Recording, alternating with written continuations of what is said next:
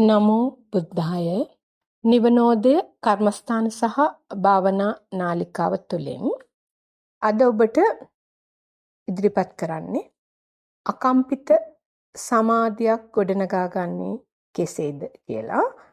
ඒට තියෙන බාධක ඔබ තුළින් නැගෙන ඒ අවිද්‍යාවේ යම් ලක්ෂණ තියෙනවා නම් අන්න ඒව දුරු කරගෙන ඒ උතුම් වූ අකම්පිත සමාධිය ගොඩනගා ගන්නේ කොහොමද කියලා අපි බලමු. මේ ආකාරයෙන් අපි සරල තැනකින් පටන් ගමු. ඔබ සමහරක් විට S2 පියාගෙන භාවනා කරන්න උත්සාහවන්ත කෙනෙක් වෙන්න පුළුවන්. නැත්තම් ඔබ සමහරක් විට gedara විවේක ස්ථානයක් යොමු කරගෙන තමන්ගේ භාවනාව පටන්ගත් කෙනෙක් වෙන්න පුළුවන්. මෙන්න මේ දෙගොල්ලන්ටම තියෙන ගැටලු තියෙනවා. මම දැකලා තියෙනවා යම් ස්ථානවල, ඒ කියන්නේ අපි කියමු පොදු ස්ථානයක් ගමුකෝ, රුවන්වැලි සෑය වගේ. ඒ ස්ථානයකට ගිහිල්ලා සිත සමාධි කරගන්න බැහැ. ඒ ස්ථානයේ යම් ඇත්තෝ ගාථා කියනවා, එක එක ආකාරයෙන් හඬවල් ඇහෙනවා. එතකොට ඒ සමාධිමත් වූ ස්වභාවය ලබා ගන්න බැරුව ඔබේ සිත වික්ෂිප්ත වෙනවා නම්, ඒ හඬවල් නිකුත් කර නැත්තන් කෙරෙහි යම් ඇතුලෙන් ඝට්ටනයක් ඇති වෙනවා නම්, එහෙනම් ඔබේ සමාධිය ස්ථීර සමාධියක් නෙවෙයි, අකම්පිත සමාධියක් නෙවෙයි. එන්න මේ අකම්පිත සමාධියට එන්න කොහොමද කියලා තමයි අපි ඉස්සල්ලාම බලන්න ඕන. මේ සම්මා සම්බුද්ධ ශාසනයේ විතරයි මේ අකම්පිත සමාධි තියෙන්නේ. අනිත් සියලු සමාධි කම්පනය කරන්න පුළුවන්. කෙලෙස් යටපත් කරලා ගත්ත සමාධි වෙන්න පුළුවන්. ආබෝසත් පියාණන් වහන්සේලාත් ඒ ධ්‍යාන සමාධි උපරිම ගිහිල්ලා, අහසින් ගිහිල්ලා අන කාම වස්තු දැකලා, කාන්තාව දැකලා ඒ සමාධියෙන් පිරිහිච්ච අවස්ථා තියෙනවා. එවන් සමාධි මේ සම්මා සම්බුද්ධ ශාසනයේ සමාධිවත් අකම්පිත සමාධිවත් නෙවෙයි. ඒ සම්මා සම්බුද්ධ ශාසනයේ තියෙනවන ආන්තරික සමාධිය. ආන්තරික කියන්නේ ඒ අතරක් නැතිව තියෙන සමාධියක් තියෙනවා. අන්න ඒ සමාධිය ලබා ගන්න කොහොමද කියලා තමයි අපි උත්සාහවත් වෙන්න ඕන. එහෙනම් අපි බලමු ඒ ආකාරයෙන් ඒ සමාධියට සමවදින්නේ කොහොමද කියලා. ඇහැ කන දිව නාසය කය මන කියන ඒ ඉන්ද්‍රියන්ගෙන් අරමුණු එන මොහොතේ ඒ අරමුණු වලට හිත ඇලෙන්නේ නැත්තම්, ගැටෙන්නේ නැත්තම්, මුලාවෙන් නැත්තම්, අන්න ඇත්තගේ සමාධිය අකම්පිතයි. ඇයි ඒ සමාධිය ලබා ගන්න නම් හිත කෙලෙසුන්ගෙන් නිදහස් කරගන්න ඕන යම් ප්‍රමාණයකින් වත්. මම මේ සඳහන් කරන්නේ මූලිකව කිසිම සමාධියක් නැති කෙනෙක්ටත් මේ ආකාරයෙන් සමාධිමත් භාවයක් ලබා ගන්න පුළුවන් දේශනාවක්, ආකාරයක්, මඟ පෙන්වීමක්. අපි පළමුව බලමු ඇයි ඔබ ඒ සෙනග මැද්දේ ඒ හඬවල් ඇහෙද්දී තමන්ගේ හිත වික්ෂිප්ත වෙන්නේ කියලා. එහෙනම් ඔබේ කන කියන ආයතනය සංවර වෙලා නැහැ.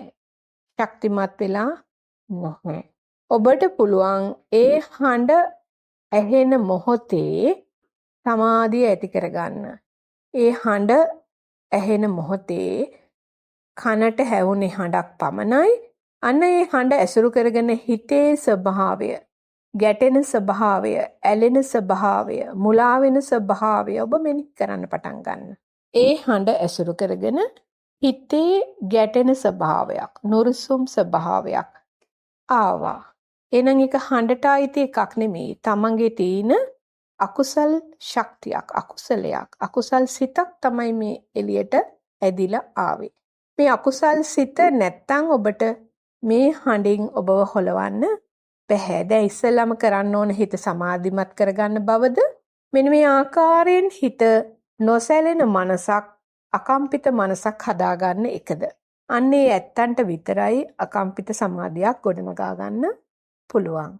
එහෙනම් ඔබ බලන්න ඕන ඇහෙන්, කනෙන්, දිවෙන්, නාසයෙන්, කයෙන් මන ඇසුරු කරගෙන ගන්න මේ අරමුණු ඔස්සේ ඔබ රාගයෙන් බැඳෙනවද?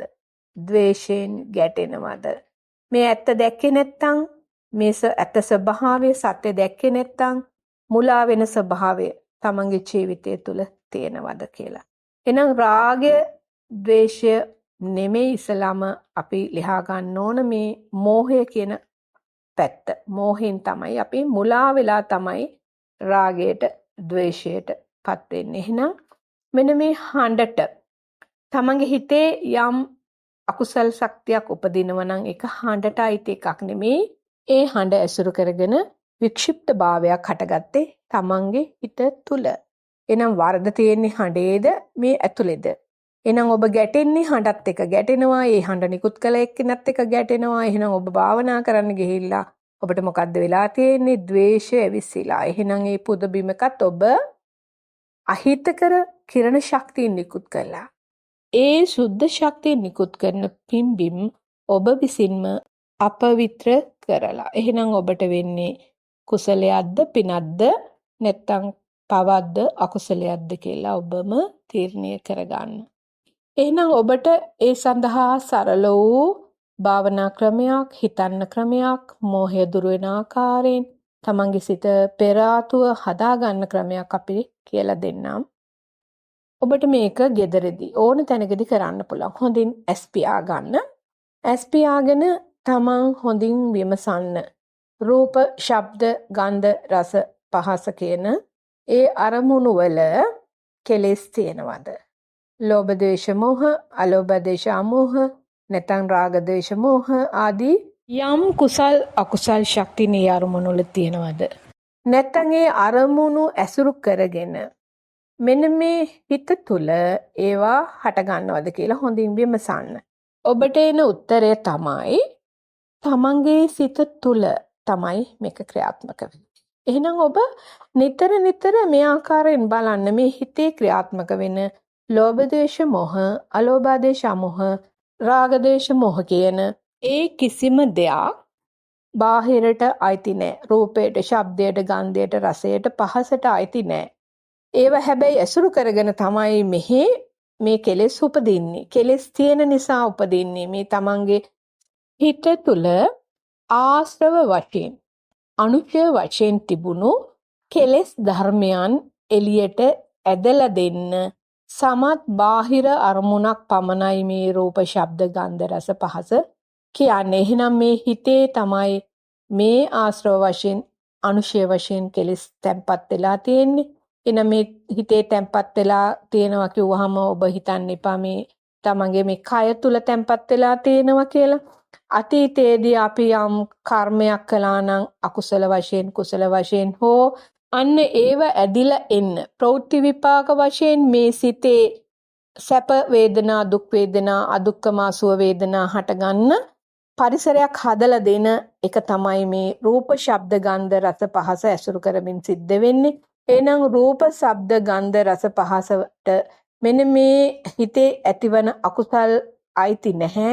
මේ විපාක ප්‍රවෘත්ති විපාක වශයෙන් හෝ අවිද්‍යාව තුල තමා නැවත රූප, ශබ්ද, ගන්ධ, රස, පහස ඇසුරු කරගෙන හිත තුල මේ අකුසල් ගොඩනගා ගන්නවා කියන ඒ ප්‍රඥාව ඔබ තුල ඇති කරගන්න. ඔබ තුල නිරන්තරයෙන් මේ ආකාරයෙන් හිතන බව තිබුණොත් ඔබගේ හිත සංතානයේ පවතින ඒ ආශ්‍රව දුර වෙන්න පටන් ගන්නවා. එහෙනම් ඒ අතීතේ කරා වූ ඒ වැඩුවා වූ රාග අරමුණු, ද්වේෂ අරමුණු ඔස්සේ ඒ අකුසල් ශක්තියින් මේ විශ්යට නිකුත් කළා.